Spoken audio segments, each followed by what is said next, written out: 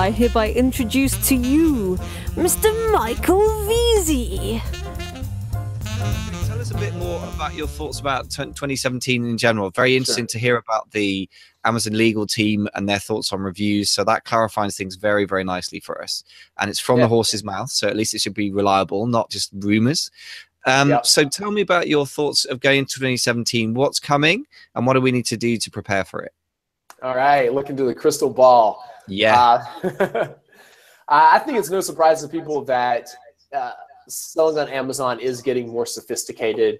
There is getting to be more competition.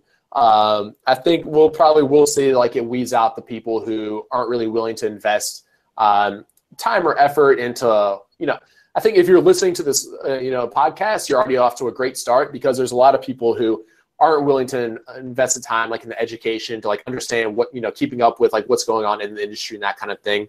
We'll probably see that. I personally think it is going to become more like data-driven, a little bit more sophisticated. So the guy who just tries to throw up any product on Amazon, he's probably not going to be able to make it.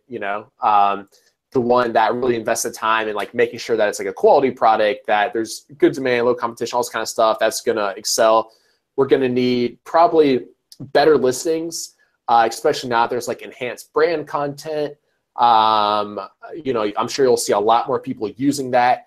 Those listings will start converting better. If you're not doing that kind of thing, it's going to be harder to keep up. Since the only way to improve the number of reviews you get now is through like email follow-up sequences, I think that's always been important, but we'll see that to continue to be important into 2017. Those are a few of my kind of predictions. Let's think what else. Probably better inventory management, I think, was going to become more important. It's no secret that Amazon's distribution centers are like bursting at the seams. They can't really hold more product. So we'll probably see like stricter like inventory control, whether that means like increased storage fees or they don't let you send in shipments that already have a lot of inventory in place in their distribution centers, that kind of thing. I think we'll continue to see that, because as they get more, the sellers are like growing really fast. They can't build warehouses fast enough. So we'll probably see them kind of continue to tighten down on that. So yeah, a few of my predictions.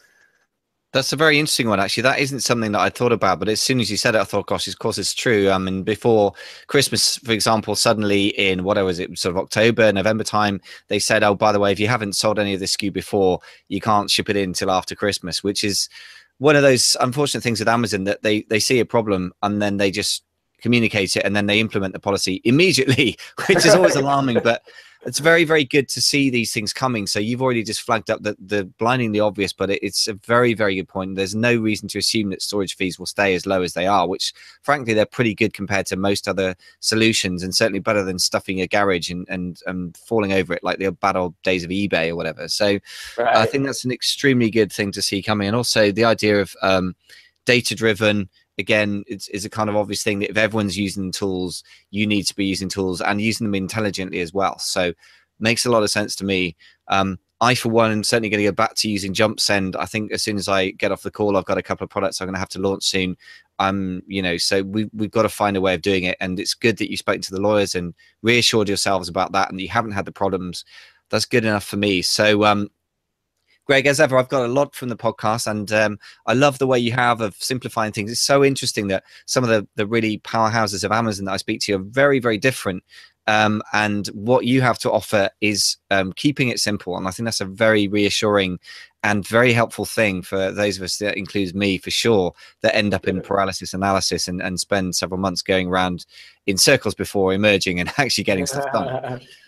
So I'm very grateful for you coming on and giving your clarity and clear thinking and your optimism to the listeners and to myself as well.